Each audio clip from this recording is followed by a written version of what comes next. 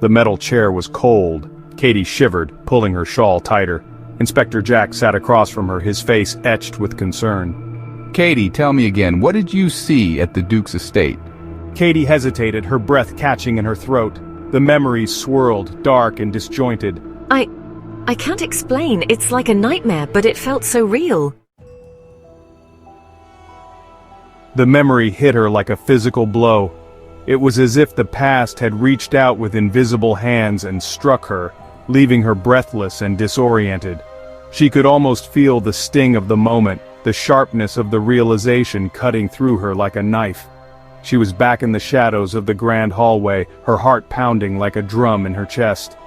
The dim light cast eerie shadows on the walls, making the grand space feel like a labyrinth of fear and uncertainty. Every creak of the floorboards, every whisper of the wind seemed to echo her own anxiety. Duke Frank's voice, a low, menacing murmur, drifted from behind the heavy oak door. It was a voice that carried weight, a voice that could command and intimidate with equal measure. The words were indistinct, but the tone was unmistakable. Danger lurked behind that door. Mr. Bill, we must ensure my brothers never inherit a penny. The Duke's words were cold and calculating, devoid of any familial affection. It was a declaration of war, a plan to strip his own blood of their rightful inheritance. Fear turned her blood to ice. The realization of the Duke's intentions was paralyzing. She felt trapped, like a mouse in a maze with no exit. Her mind raced, trying to find a way out, a way to warn those who were in danger. Mr. Bill, the Duke's sinister associate, chuckled. It was a sound that sent shivers down her spine, a sound that spoke of dark deeds and ruthless ambition. His eyes gleamed with malice, enjoying the power he held over the situation. His reply was a barely audible hiss. "Consider it done," he said, his voice dripping with venom. It was a promise of action, a commitment to carry out the Duke's nefarious plans without hesitation. "Consider it done." The words echoed in the dimly lit room, sealing the fate of those who stood in their way. It was a pact made in shadows, a conspiracy that would change lives forever. Katie had fled, her mind reeling. She ran through the dark forest, branches scratching at her skin, the cold air biting at her lungs. She didn't know where she was going, only that she had to get away, had to warn someone, anyone, about what she had heard. What did it mean? Who were they planning to hurt? The questions swirled in her mind, each one more urgent than the last. She had to find answers, had to uncover the truth before it was too late. The weight of the mystery pressed down on her, driving her forward into the unknown. The interrogation room dissolved around her. Katie gasped, a dizzying sensation overwhelming her.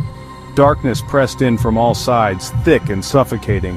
The scent of river water, cold and earthy, filled her nostrils. A faint ethereal melody drifted through the darkness. It was alluring, hypnotic. When the darkness receded, she found herself on a small wooden boat. A dark, silent river stretched before her, its surface reflecting an unseen moon.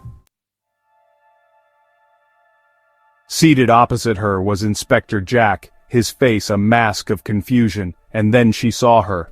A figure of unearthly beauty with gossamer wings and eyes that shimmered like amethysts. The fairy, Faiha, her voice like the tinkling of bells, spoke. "The Duke is bound by an ancient curse, a curse that twists his desires, driving him to madness and murder." Katie's heart pounded. Faiha offered her help, a glimmer of hope in the oppressive darkness.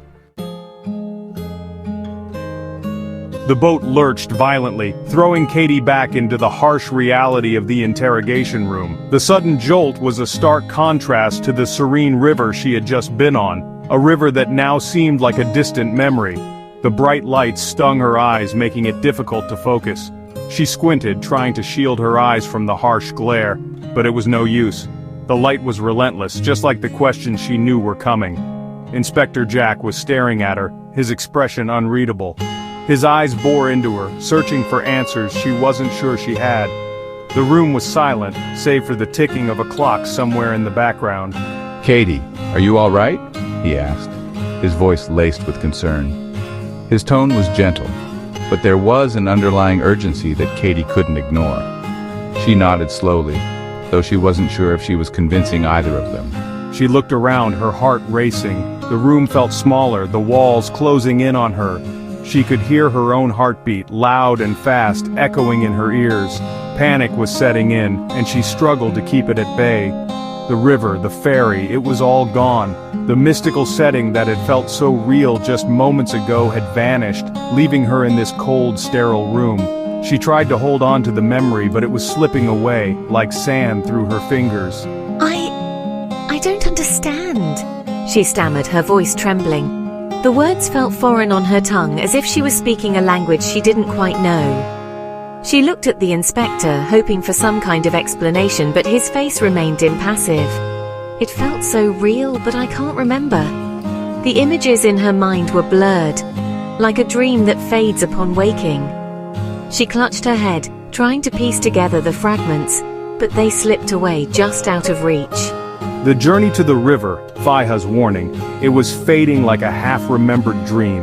The dark forest path, the misty riverbank at twilight, it all seemed so distant now. She could almost hear Faiha's voice, warning her of the dangers ahead, but the words were muffled, lost in the fog of her mind. Only a deep sense of unease remained. She felt a chill run down her spine as if someone was watching her. She glanced over her shoulder, but there was no one there. The shadowy figure that had haunted her dreams was gone, but the fear lingered, a constant reminder of the journey she could barely remember. Days turned into sleepless nights. Katie, haunted by fragmented memories, couldn't shake off the feeling of impending doom. She confided in Inspector Jack, her fragmented memories painting a picture of chilling ambition and deadly intent.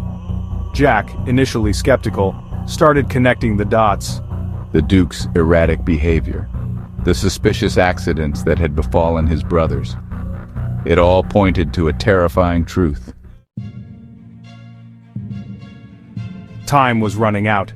They had to act fast to save the Duke's remaining brothers. As they delved deeper into the Duke's affairs, a web of deceit and treachery unraveled. The Duke, consumed by paranoia and greed, was ready to eliminate anyone standing in his way. The weight of responsibility pressed down on Katie's shoulders. She was the only one who had glimpsed the darkness in the Duke's heart, the only one who could stop him. They confronted the Duke in his opulent study, the air thick with unspoken tension. We know about your plans, Frank. The Duke, his face contorted with rage, denied everything. But I saw the flicker of fear in his eyes, the confirmation I needed. She recounted the whispers she'd overheard, the chilling pact with Mr. Bill. The Duke's composure crumbled. He lunged, but Jack was quicker, restraining him before he could do any harm. As the Duke's schemes unraveled, so did the layers of his carefully constructed facade. His brothers, initially disbelieving, were forced to confront the horrifying truth. Katie's testimony, her unwavering courage in the face of danger, proved crucial. For Katie, the ordeal was a harrowing journey through the labyrinth of her own memories. The line between reality and the surreal had blurred, leaving her questioning her own sanity. Justice, though long delayed, was served. The Duke, stripped of his title and wealth, faced the consequences of his actions. Mr. Bill, apprehended trying to flee, met a similar fate. The Duke's remaining brothers, their lives spared, were left to pick up the pieces of their shattered family. For Katie, a sense of relief washed over her, bittersweet and heavy. The truth had prevailed, but at a cost. The secrets of the mansion, once buried deep, had left an indelible mark on her soul. In the aftermath, life slowly returned to a semblance of normalcy. The streets, once filled with chaos and uncertainty, began to buzz with the familiar hum of daily routines. People resumed their activities, shops reopened, and children played in the parks once more. The community, though scarred, showed remarkable resilience, coming together to rebuild what was lost. The echoes of the disaster still lingered, but there was a collective determination to move forward, to heal, and to find strength in unity. Yet the experience had irrevocably changed Katie. She often found herself staring out the window, lost in thought, her mind replaying the events that had unfolded. The distant look in her eyes spoke of a depth of emotion and reflection that words could scarcely capture. In the quiet moments she grappled with the weight of her experiences, the memories of what she had seen and endured. The once vibrant and carefree woman now carried a somberness, a gravity that came from facing the unknown and surviving. The whispers of the past lingered, a constant reminder of the hidden darkness that lurked beneath the surface of their world. Every shadow seemed to hold a secret, every whisper a hint of the unseen forces at play. The eerie shadows in the quiet streets at night brought back memories of the dangers she had faced, the conspiracies she had uncovered. It was as if the very air was thick with the remnants of those dark days, a haunting presence that refused to be forgotten. The encounter with Faiha, though fading with time, left an imprint on her soul. Katie often found herself haunted by memories, the face of Faiha appearing in her dreams, the chilling words echoing in her mind. The reflective moments in dim light revealed a woman forever changed, her expression somber as she contemplated the impact of that fateful meeting. It was a stark reminder that some experiences, no matter how distant, leave a lasting mark on our hearts and minds. It was a stark reminder that some forces, ancient and unknowable, shape our destinies in ways we can scarcely comprehend.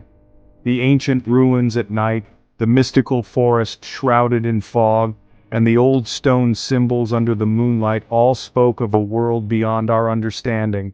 These forces, timeless and enigmatic, wove the fabric of fate, guiding our paths in ways we might never fully grasp.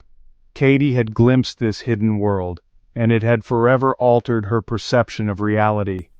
Katie emerged from the ordeal stronger, forever marked by the chilling conspiracy she helped unveil.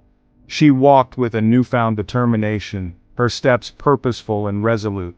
The dark cloak she often wore symbolized her journey through the shadows, a testament to her strength and resilience. She stood tall, a figure of quiet power, ready to face whatever challenges lay ahead. The experience had forged her into a warrior, a guardian of truth in a world fraught with deception. Her courage, her unwavering belief in truth and justice, had saved lives and shattered a web of deceit. Katie's actions had not only exposed the villains, but had also inspired others to stand up for what was right. She had become a symbol of hope, a beacon of light in the darkness. The chains of fear and ignorance were broken, and a new era of awareness and vigilance began. Her heroism was a testament to the power of one individual's resolve to make a difference. And in the quiet moments when the world faded away, she could almost hear the faint whisper of bells, a haunting melody from a forgotten journey down a dark, silent river. The river, with its quiet flow and mysterious depths, seemed to hold the secrets of the past, a reminder of the journey she had undertaken. The old bells, with their melancholic chime, echoed the sentiments of a time long gone, yet ever present in her heart. These moments of reflection were a bridge between the past and the present, a reminder of the echoes of fate that continued to shape her life.